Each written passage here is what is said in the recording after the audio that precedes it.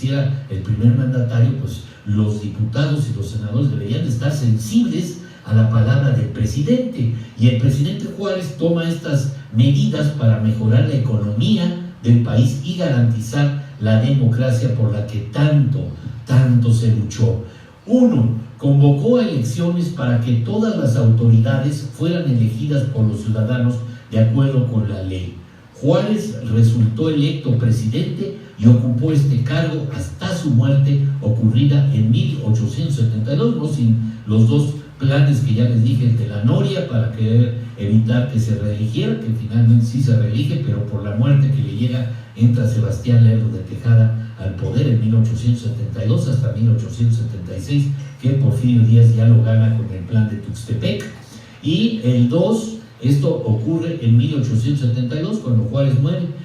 2, negoció las deudas que México tenía con el extranjero. ¿Se acuerdan ustedes que 3 países tenían el interés en México porque había dicho que no iba a pagarles la deuda, que era España, Inglaterra y Francia? Y al final de cuentas Francia dice, pues aquí el río revuelto, ganancia de pescadores, y quiso imponer allá a su imperio nuevamente, aprovechando la coyuntura, pero no le salió bien a Napoleón III, porque tenía un problema ya con la Prusia.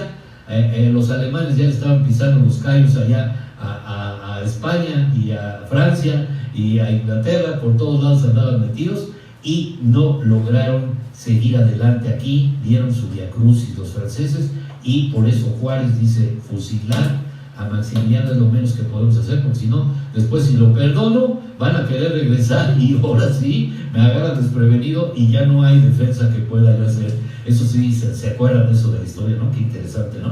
Que Juárez dijo, pues mejor lo mato porque ya muerto el perro se acabó la rabia.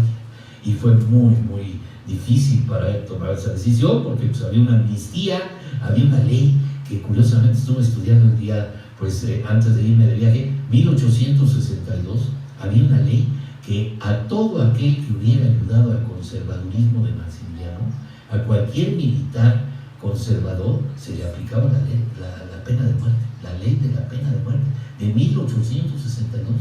O sea, si usted andaba allá coqueteando con el conservador y le hacía los favores a Maximiliano, le llevaba la charola a la noche, un vasito de agua, pena de muerte. Usted le ayudó, ándele, fuera. ¿Pero qué creen? Maximiliano también se la quiso aplicar a Juárez. Es una de esas cosas curiosas que la ley, bueno, uno va aprendiendo con el tiempo, ya les decía yo, y va colocando las cosas en su lugar, ¿no? Es como un rompecabezas que de repente lo deja uno de la mano y las piezas se le pierden, y cuando regresa uno ya no queda ninguna. Bueno, pues así está pasando con la historia en nuestro tiempo, y hay nuevos ejemplares, ¿no? Hay gente diferente que no toma los principios en cuenta, que hace sus rebeldías, que hace lo que quieren, y no toman como base la Constitución, que es nuestra norma máxima. Y miren, el 3, bueno, ya les dije que el 2 negoció las deudas que tenía con el extranjero. Juárez, el 3, decide reducir el ejército, porque ¿qué creen? El gobierno mexicano gastaba mucho en militares. Vaya, yo no sé ahora cuál es la partida presupuestal para los militares, pero debe ser una buena lana, ¿no creen?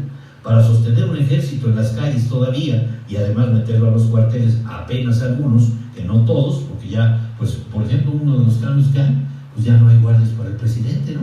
Se supone que antes había guardias para los presidentes y para los expresidentes, y ahora con el presidente Andrés Manuel López Obrador, pues ya no se va a gastar en eso. 5, impulsó la minería, ya que durante años la extracción de metales se había suspendido porque el país estaba en guerra. 6, dispuso que la educación, por eso toqué el tema de la educación, para los niños fuera gratuita, obligatoria y laica, que no se enseñara ninguna religión.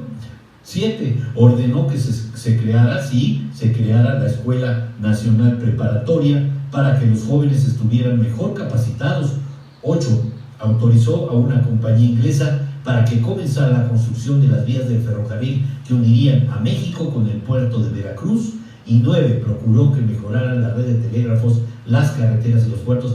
Casi siempre a Porfirio Díaz se le da el crédito de que fue en su gestión de esos 33 años cuando él desarrolló las vías férreas del tren de Veracruz, de México a Veracruz, de la Ciudad de México a Veracruz. Pues miren, mismo que él tuvo que usarlas, ¿no? Cuando le dijeron adiós, y cuando se fue a París, mismo Victoriano Huerta lo escoltó hasta el puerto, y de ahí le dijo, bueno, adiós, nos vemos, adiós, expresidente adiós, su excelencia, le dijo el barbero de Victoriano Huerta. Pues ahí lo tienen. El 9 procuró que mejoraran la red de telégrafos, las carreteras y los puertos. Pues era toda una odisea, y por eso les hablo de que los diputados deberían de estar pues muy bien preparados y muy listos a qué se le ocurría ahora al presidente de la República.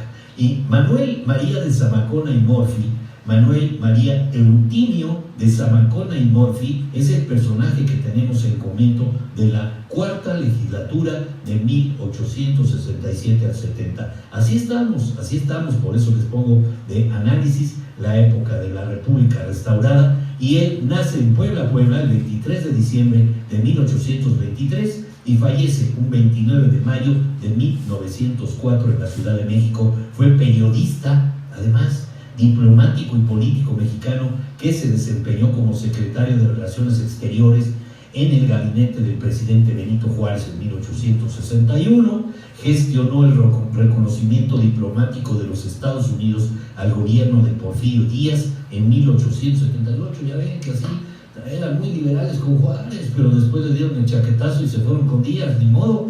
Y encabezó la Suprema Corte de Justicia de la Nación en 1898, que con tantita suerte hubiera podido ser, en caso de muerte de Porfirio Díaz, también presidente de la República, porque es el puesto de vicepresidente.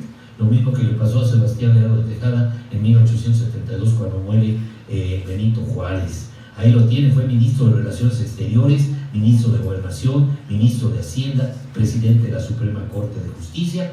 Ya les dije que fue de nacionalidad mexicana y el partido político fue liberal. Se casó con Joaquina Inclán y tuvo a los hijos Amelia, Elena María y Manuel María.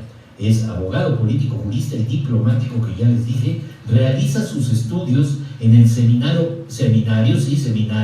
palafoxiano de Puebla, donde obtuvo el título de abogado. Como periodista colaboró en el Monitor Republicano y con el Siglo XIX, llegando a ser director de este último. Formó parte, ya les dije, del gabinete de Benito Juárez como ministro de Relaciones Exteriores del 13 de julio al 26 de noviembre de 1861. Durante su corta gestión negoció la deuda externa con los ministros de Francia y Reino Unido, que miren, de suyo ya tenía complejo el que le debían una buena lana.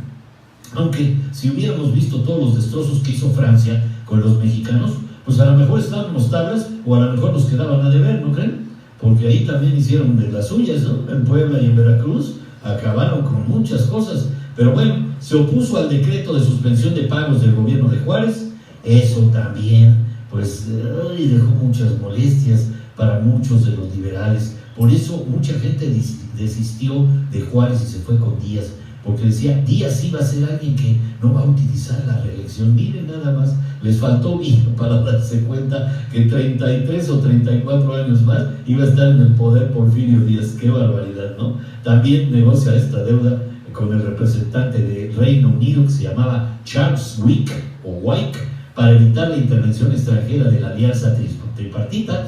Ya les dije que esa alianza tripartita era en España, Inglaterra y Francia. Logró firmar el tratado Wyke-Zamacona, el cual debería ser ratificado por el Congreso de la Unión. Sin embargo, la propuesta fue rechazada. Por tal motivo, Zamacona, este hombre que estamos hablando con respecto a la cuarta legislatura del siglo XIX, renunció a su cargo, siendo sustituido por Manuel Doblado. En 1867 fue diputado en el Congreso de la Unión, por eso está aquí está dentro de los diputados en comento. Promovió la construcción de vías férreas, argumentando que los caminos de hierro resolverían todas las cuestiones políticas, sociales y económicas que no habían podido resolverse por la abnegación y sangre de las dos generaciones anteriores. Ojalá se le hubiera hecho en la boca de verdad, porque creo que pues no fue así. Pero bueno, ya tuvimos nosotros vida para ver el trabajo de Zamacona. Una vez restaurada la República en México desde su curul y desde el periódico, se opuso a la reelección de Benito Juárez. Ya les dije, no obstante, este lo nombró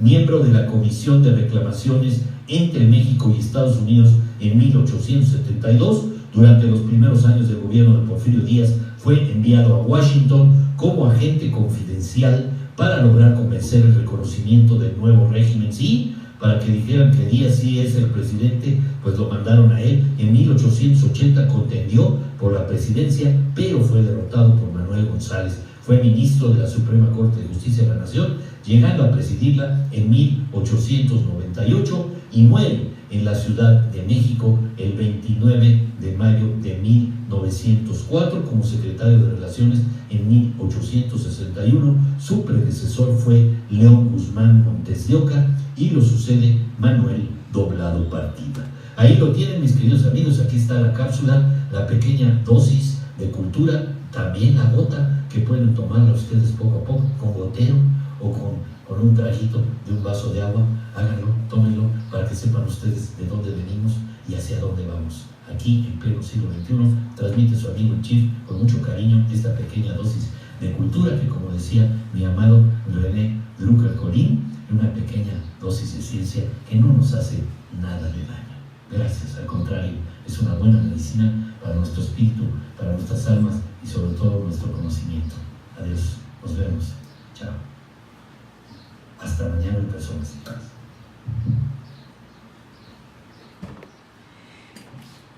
Pues ahí está su dosis de cultura del Chief, ahí el miércoles de cápsulas o en gotas.